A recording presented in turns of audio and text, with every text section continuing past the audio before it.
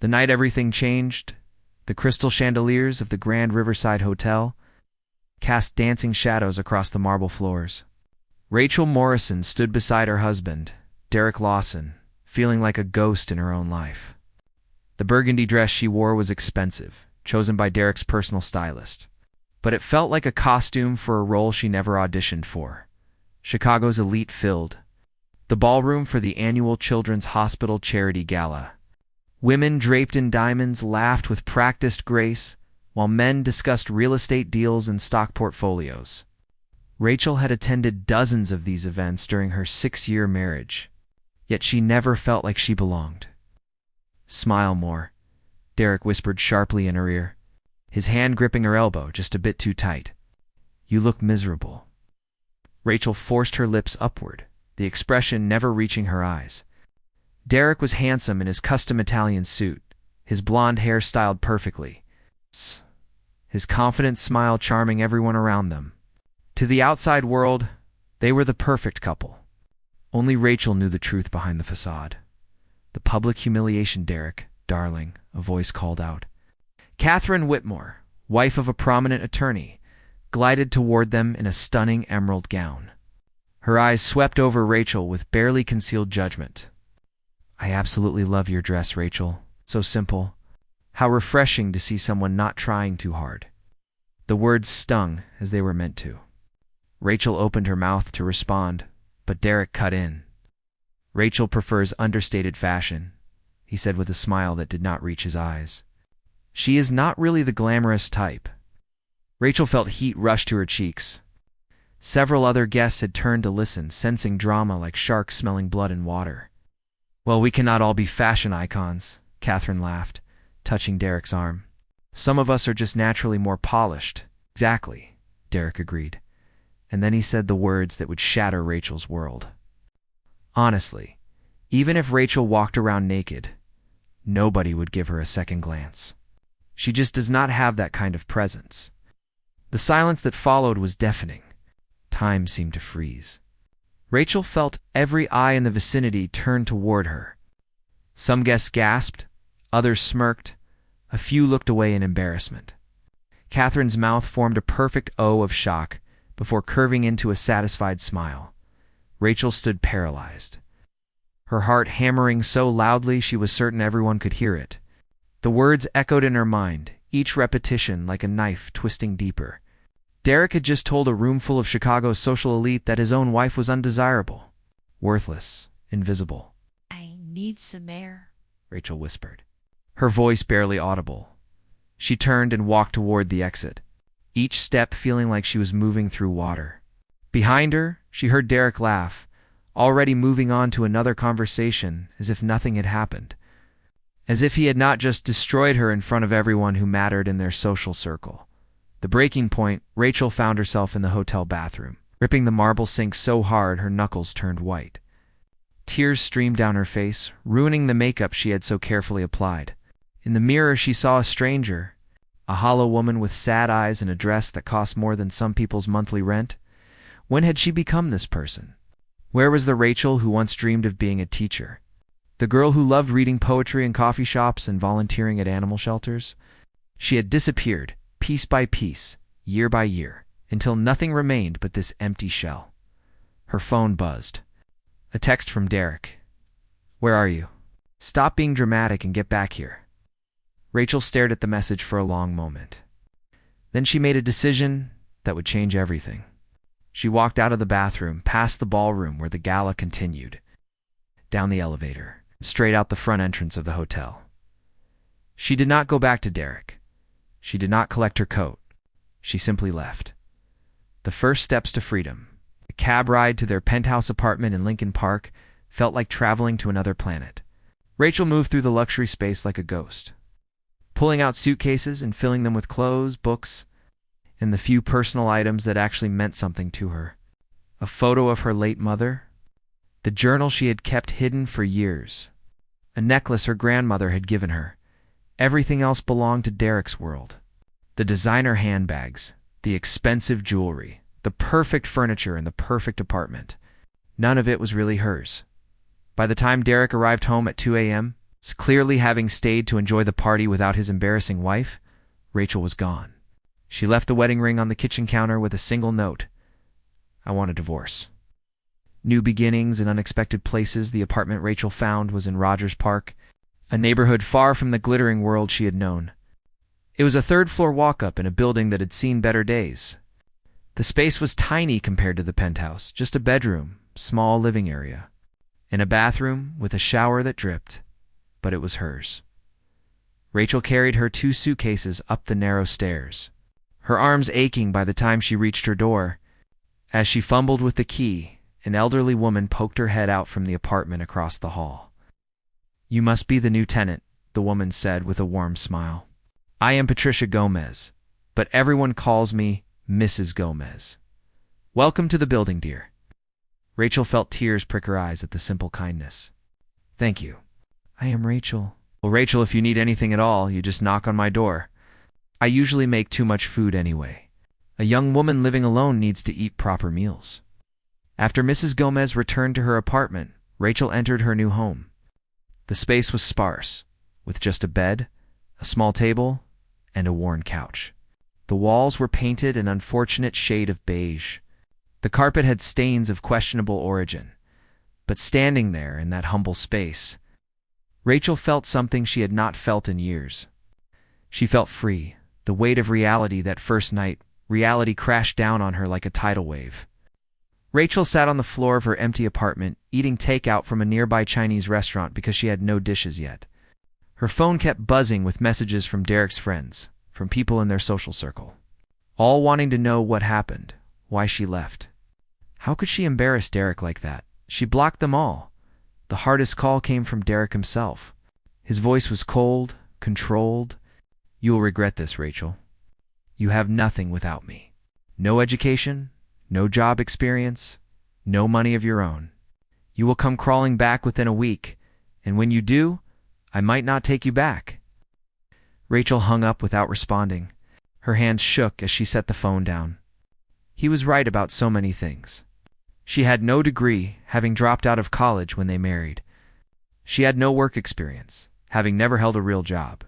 The money she had saved from the small allowance Derek gave her would last maybe 3 months if she was very careful. But she also had something Derek could not take away. She had her determination to become someone she could respect, someone who would never again let another person make her feel invisible that night. Curled up on an air mattress in her empty bedroom, Rachel cried until no more tears would come. Then she opened her laptop and began searching for adult education programs, job listings, and paths forward. The old Rachel had died at that charity gala. Now, a new Rachel was being born, and she would fight with everything she had to make sure this version survived. Finding purpose in the struggle, the morning sun filtered through the thin curtains of Rachel's apartment. Waking her at 6 a.m., she had barely slept, her mind racing with possibilities and fears. Today marked her first step into a new life. She had enrolled in a business management course at the local community college. Now, classes started this morning. Standing in front of her small bathroom mirror, Rachel barely recognized herself. Without the expensive salon treatments and designer clothes, she looked younger, more vulnerable. Her brown hair fell naturally around her shoulders, and she wore simple jeans and a plain white blouse she had bought at a discount store. "You can do this," she whispered to her reflection. The community college was a 40-minute bus ride away. Rachel clutched her new backpack, containing notebooks, pens, and the used textbooks she had found online. The other passengers on the bus were working people heading to their jobs, students with headphones, elderly folks going about their daily routines. Nobody stared at her. Nobody judged her. She was just another person trying to get somewhere. The classroom. The business management classroom was nothing like Rachel had imagined college would be. It was not filled with fresh-faced 18-year-olds. Instead, she found herself surrounded by people of all ages who, like her, were trying to change their lives. A man in his 50s sat in the front row, eagerly taking notes. A young mother with tired eyes nursed a coffee in the back. A group of 20-somethings chatted nervously about their first day. "Good morning, everyone." The instructor, Professor James Richardson, entered the room with an easy smile. He was in his early 40s, dressed casually in khakis and a button-down shirt. Welcome to Introduction to Business Management. I am going to be honest with you. This course will be challenging. But if you put in the work, you will walk out of here with real skills that can change your life. Rachel's hand cramped from writing so many notes. She absorbed every word like she was dying of thirst, and Professor Richardson's lecture was water. Marketing strategies, consumer behavior, financial planning.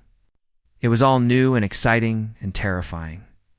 During the break, a woman about her age approached.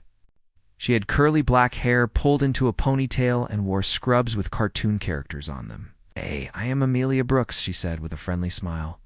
"I noticed you were really focused during the lecture. First time back in school?" Rachel nodded. "Is it that obvious?" "Only because I recognize the look. I am a nurse, but I want to move into hospital administration. Been working night shifts for 5 years and finally decided to invest in myself." Amelia gestured to the empty seat beside Rachel. "Mind if I sit here? Maybe we can be study partners." For the first time in years, Rachel felt a genuine connection forming. "I would like that. I am Rachel Morrison." "Oh, Rachel Morrison, welcome to the wild world of adult education. Fair warning, the coffee here is terrible, but there is a great taco truck 2 blocks away." The reality of starting over the first month was brutal.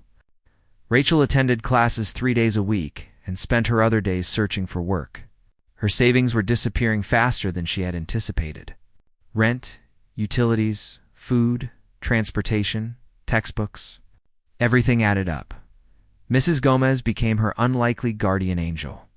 The elderly woman frequently knocked on Rachel's door with containers of homemade Puerto Rican food, claiming she had made too much again. Rachel knew it was not true, but she accepted the kindness gratefully. Often finding herself eating dinner with Mrs. Gomez and hearing stories about the neighborhood, about life, about resilience. "My husband left me with 3 children and no money 40 years ago," Mrs. Gomez shared one evening over rice and beans. "Everyone said I would not make it. But I cleaned houses, took night classes, and eventually became a school administrator." "You are stronger than you think, Mia. I can see it in your eyes." Job hunting proved more difficult than Rachel expected. Every application asked for experience she did not have. Interviews went nowhere once employers realized she had never held a paying position. Her marriage to Derek was a black hole on her resume. After 24 rejections, Rachel was ready to give up. Then Amelia mentioned that her friend Nina Rodriguez owned a small marketing agency and was looking for an intern. How? "It does not pay much," Amelia warned. "But Nina is amazing.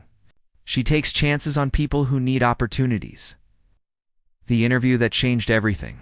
Nina Rodriguez's office was located above a bakery in a diverse neighborhood called Pilsen. The smell of fresh bread wafted up the stairs as Rachel climbed to the 2nd floor, her heart pounding with nervous energy. The office was small, but vibrant. Colorful artwork covered the walls. Plants filled every available surface. 3 employees worked at desks covered with sketches, computers, and coffee cups. Nina herself was a petite woman in her early 30s with purple streaks in her black hair and an energy that filled the room. She wore ripped jeans and a vintage band t-shirt, the complete opposite of the corporate world Rachel had known through Derek.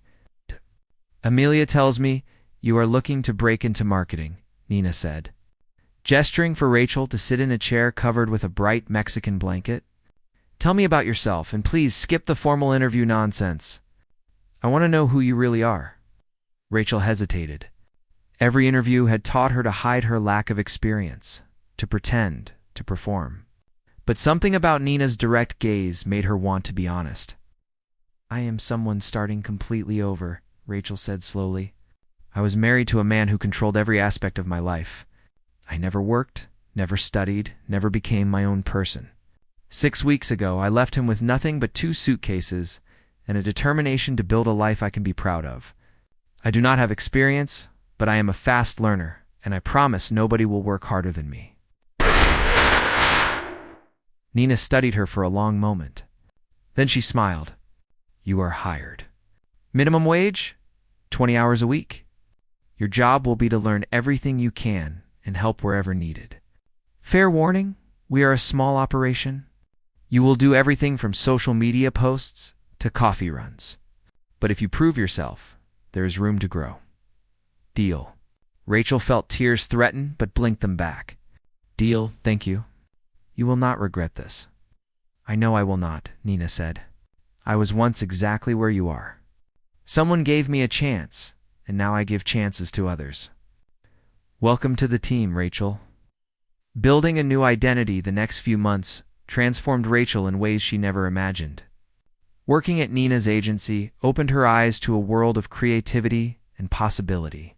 She learned graphic design basics, studied social media algorithms, wrote copy for client campaigns. Every day brought new challenges and new skills. Her classes complemented her work perfectly. Theories she learned in Professor Richardson's lectures came alive in the agency. She started seeing connections between consumer psychology and effective marketing. Her grades reflected her passion, straight A's in every course. Amelia became her closest friend. They studied together at coffee shops, shared their struggles and victories, celebrated small wins like acing a test or completing a difficult project. For the first time since leaving Derek, Rachel felt like she had a support system built on genuine care rather than social obligation. Money remained tight, but Rachel managed. She learned to budget, to cook simple meals, to find joy in thrift store finds. The black dress she bought for $12 at a resale shop made her happier than any of the designer. Clothes Derek had purchased, one evening, while working late at the agency on a campaign for a local restaurant, Nina appeared with 2 cups of coffee. You have been here past closing 3 times this week, Nina observed. The work is good, Rachel. Really good. Your instincts for what resonates with people are sharp. I love this, Rachel admitted. For the first time, I feel like I am building something that is mine. Does that make sense? Perfect sense. That is exactly how I felt when I started this business. Nina paused. I want to offer you a full-time position. It comes with a small salary increase and benefits. You have earned it. Rachel's eyes widened. Really? Nina, I do not know what to say. Say yes. You are talented, dedicated, and you bring good energy to this team. Plus, I have seen you eating ramen for lunch. You need the money, and I need someone I can count on. That night, Rachel called Amelia with the news. Her friend's squeals of excitement echoed through the phone. They met for celebratory drinks at a dive bar near campus, toasting to new beginnings and hard-won victories. The legal battle begins just when life seemed to be stabilizing. Derek's lawyer sent divorce papers. Rachel opened the envelope with shaking hands, reading terms that made her blood boil. Derek offered her $5,000 total, claiming she had contributed nothing to the marriage financially. He demanded she sign a non-disclosure agreement preventing her from discussing their relationship. He even wanted back the few pieces of jewelry he had given her over the years. This is insulting, Amelia said when Rachel showed her the documents. You were married for 6 years. You are entitled to more than this. I do not have money for a lawyer, Rachel said, feeling defeated. Maybe I should just sign and be done with it. Absolutely not. Amelia grabbed her phone. My cousin is a divorce attorney. Jessica Tang. She does pro bono work for women escaping bad marriages. I am calling her right now. Jessica Thames turned out to be a force of nature. She met with Rachel at a coffee shop, reviewed the documents, and immediately grew angry. This is garbage, Jessica said bluntly. She was in her late 30s, dressed in a sharp suit, her long black hair pulled back in a neat bun. Derek is trying to bully you into accepting nothing. Illinois is an equitable distribution state. You are entitled to a fair portion of marital assets. Do not sign anything. Let me handle this. I cannot afford your fees, Rachel warned. Did Amelia not explain? I take cases like yours because I believe in justice. My fee is simple. When we win, and we will win, you pay me 10% of the settlement. If we lose, you pay nothing. I am betting on you, Rachel. With Jessica fighting on her behalf, Rachel felt a weight lift from her shoulders. She was not alone anymore. She had people in her corner who believed in her worth. An unexpected encounter 3 months into her full-time position at the agency. Nina assigned Rachel to lead a campaign for a startup tech company. It was her first time as lead coordinator, a test of everything she had learned. The client meeting was scheduled at a modern co-working space downtown. Rachel arrived early, dressed in her best professional outfit purchased from a consignment store. Her portfolio of work samples clutched nervously in her hands. The startup's founder walked in, and Rachel's breath caught. Cameron West was not what she expected. He was around her age, wearing jeans and a casual blazer, his sandy brown hair slightly messy. But what struck her most was his warm smile and the way he shook her hand with genuine interest. "You must be Rachel Morrison," he said. "Nina speaks very highly of you. She says you have a gift for understanding what makes people connect with brands." They spent 2 hours discussing his company's vision, target audience, and marketing goals. Cameron was different from every businessman Rachel had known through Derek. He listened more than he spoke. He asked her opinion and actually valued her input. He treated her like an equal, a professional worth respecting. "I love your ideas," Cameron said as the meeting concluded, "especially the community-focused approach. Too many tech companies forget the human element. I think we are going to work great together." As Rachel walked back to the agency, she realized something significant. For the first time since leaving Derek, she had spent 2 hours with an attractive, successful man and felt zero intimidation. She had held her own, presented her ideas confidently, and earned his respect through her work. She was becoming the person she always wanted to be, rising from the 6 months after leaving Derek. Rachel's life bore no resemblance to her old existence. She woke each morning with purpose, no longer dreading the day ahead. Her small apartment had transformed into a cozy home filled with plants, books, and photos of genuine moments with Amelia, Nina, and Mrs. Gomez. The campaign for Cameron's tech startup exceeded all expectations. User engagement skyrocketed, and within weeks, 3 other companies contacted Nina's agency, specifically requesting to work with Rachel. Nina responded by promoting her to senior marketing coordinator with a salary that, while modest by her old standards, felt like a fortune earned through her own merit. "You have a natural gift," Nina told her during the promotion meeting. "You understand people in a way that cannot be taught. Clients trust you because you are authentic. Never lose that, Rachel." Professor Richardson's business management course concluded with Rachel earning the highest grade in the class. He pulled her aside after the final exam. "Rachel, you should consider pursuing a degree," he said. "You have the intellect and drive for it. I teach advanced courses in the business program.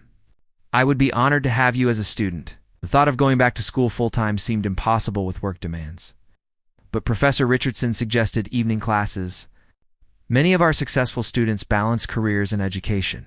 It takes longer, but you strike me as someone who finishes what she starts." That evening, Rachel submitted her application to the university's adult education program. For the first time, she was not running from something. She was running toward something. The divorce settlement Jessica Thames proved to be worth her weight in gold. After months of negotiations, Derek's lawyers finally recognized they were dealing with a formidable opponent.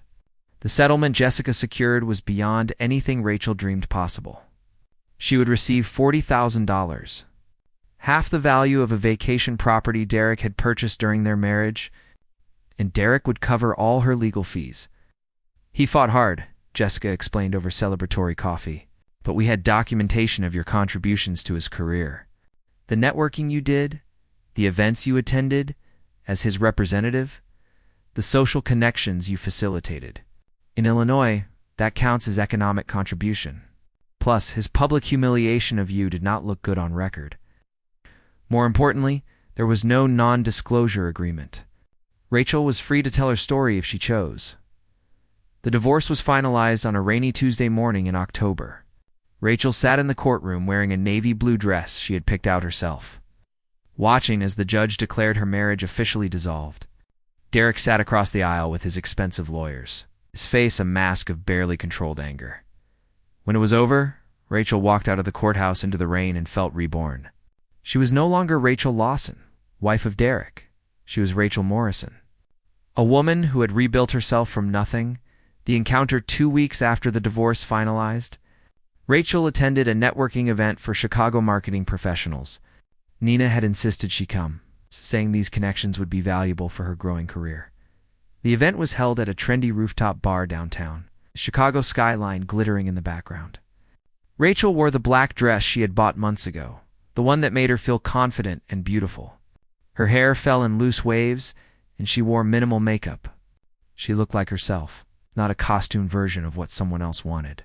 She was talking with Cameron about a potential new project when she saw him. Derek stood near the bar, surrounded by associates in expensive suits. He had not noticed her yet, too absorbed in whatever business deal he was discussing. Rachel's first instinct was to flee. Her heart raced, and her hands began to tremble. But then she remembered who she was now. She was not the broken woman who ran from the charity gala. She was Rachel Morrison, marketing coordinator, college student, survivor. "You okay?" Cameron asked, noticing her change in demeanor. "My ex-husband is here," she said quietly. Cameron glanced in Derek's direction. "Want to leave? Or do you want to stay and show him exactly who you have become?" The question crystallized everything. Rachel straightened her shoulders. "I am staying." They continued their conversation about marketing strategies, but Rachel was aware of the moment Derek finally noticed her. She felt his stare like a physical weight. When she glanced over, their eyes met across the crowded rooftop. Derek's expression was complex. Shock, certainly, but also something else. Something that looked almost like regret, or perhaps realization of what he had lost. He started walking toward her. Rachel's pulse quickened, but she held her ground. "Rachel," Derek said as he approached. His voice had lost some of its usual arrogance. "You look different. Good. You look good." "Thank you," she replied simply, not offering more. Cameron stood beside her, a quiet presence of support.